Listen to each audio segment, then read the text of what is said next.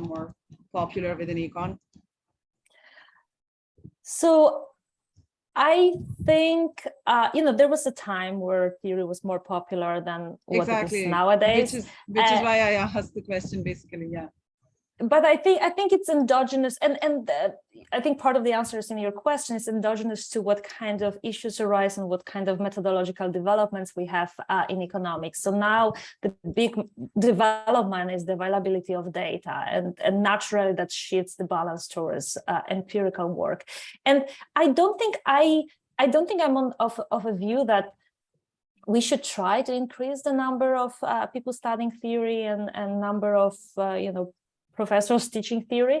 I think and you know this yourself as a researcher in theory, it's a very particular field, and it's not for everyone.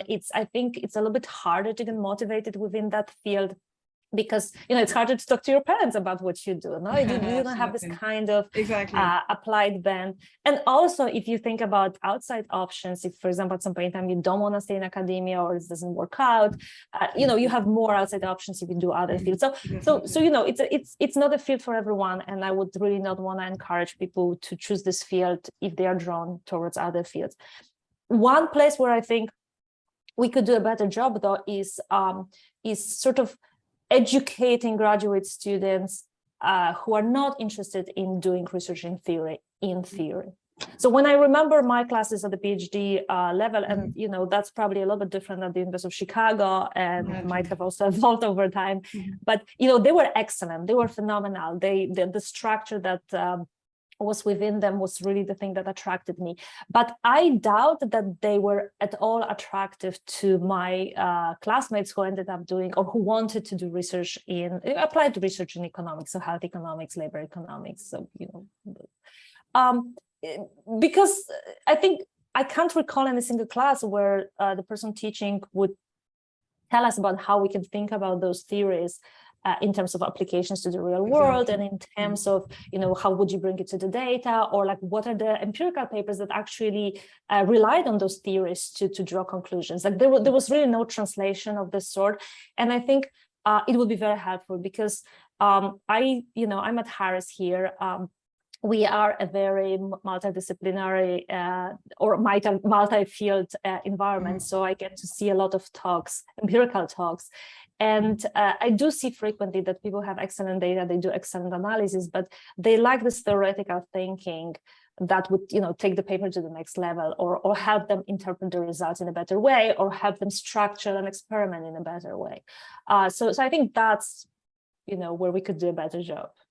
So basically, like talking more to each other, like in the sense, talking more between the fields. Probably, if I understand you absolutely correctly. Yes, but I think that has to happen at the level of PhD classes. That has to come from educators. But yeah, right, and that is where I think you are in a little bit of the sweet spot in between theory and the real world, which is applied theory, which is where you get to work on exciting topics like polarization, like you were talking about. So that's where I think applied theory is a bit of a something which bridges the gap between the real world and the kind of abstraction within the theory world, which you were talking about, I guess. Yes, and so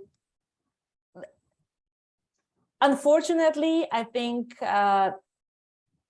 nowadays, if you start from a premise that economic theory is sort of a little bit, taking a second seat to empirical work, unfortunately, I think applied theory is even in a worse position. I think it's harder to find jobs, being an applied economic theorist. And as you said, I am extremely lucky. I think this place is a phenomenal place for applied economic theorists, and I can tell you, once you find this spot, it's really great. So, I don't have any big thought about how to make sure that there are more people doing applied theory and they are being recognized and they find this kind of sweet spots that I did. Of course.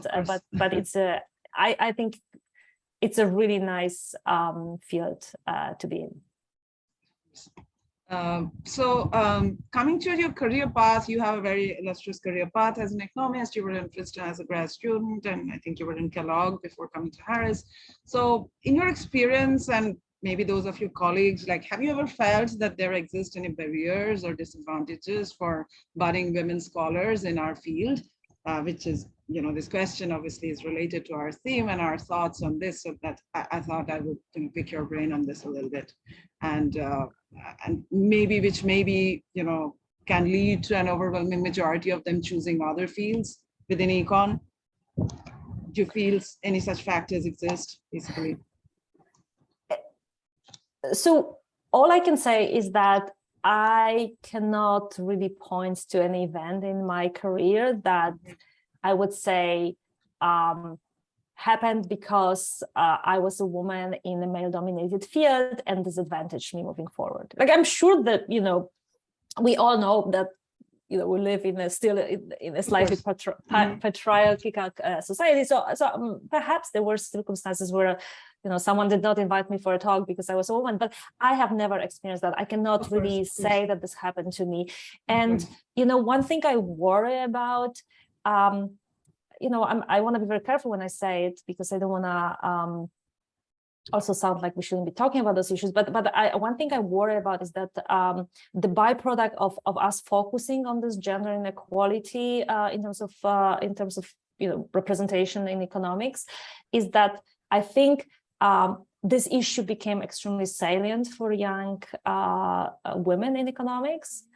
And I worry that because it became so salient, that might hinder their their careers a little bit. So just let me give you a concrete thought. So frequently I was in rooms where I was the only woman. Like when I was at Kellogg in theory seminars, for these were huge seminars, and for a very long time there was 1 or 2 or 3 women at most on any given day, and frequently there was only one.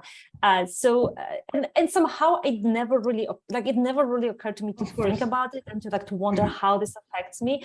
But I think now I think about this, and of course maybe it did affect me. So it's good that we recognize that those situations are not extremely welcoming to the women. Perhaps I didn't ask as many questions as I would have because I felt like, I don't know, like all these gender stereotypes were present in my head, and I didn't see other women asking questions. I didn't have role models. So perhaps it did hinder my progress in this profession.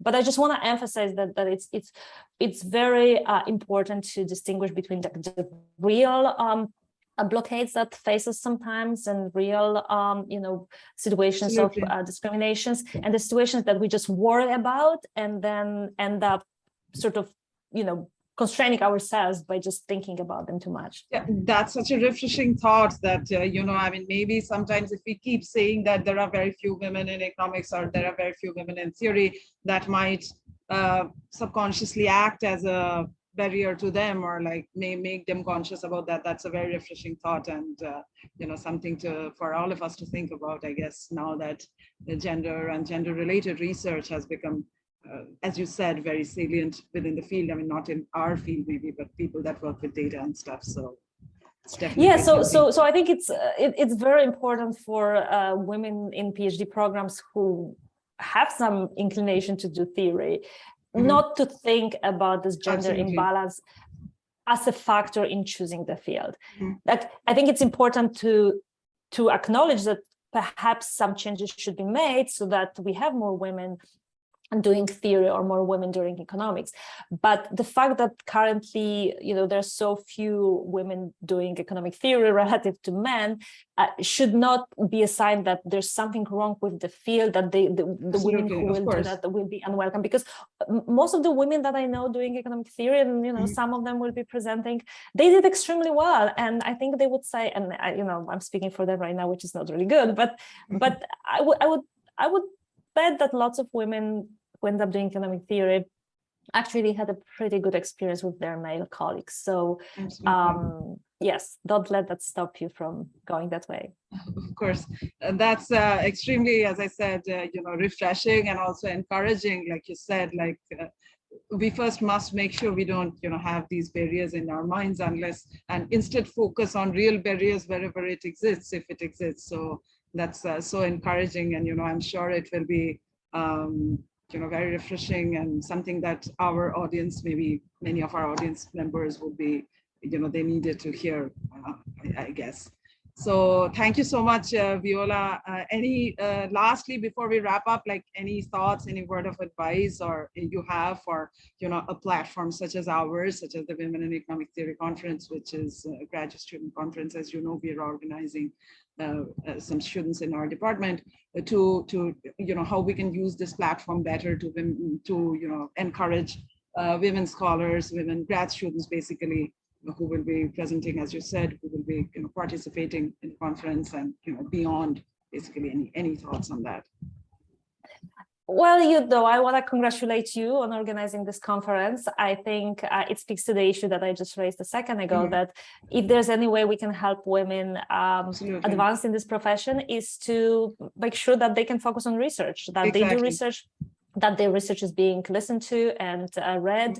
And I think, having conferences like this one is a really great opportunity to not just talk about the fact, hey, we are women and we have all the powers, but to say, like, what are you working on, and see that other women are working on very interesting topics. Absolutely. And it's very also important for the careers of women, because when we invite people for conferences, we don't really go through the list of all the scholars and try to find the best. We just think of, who are the scholars that we can think of that would be interesting to invite.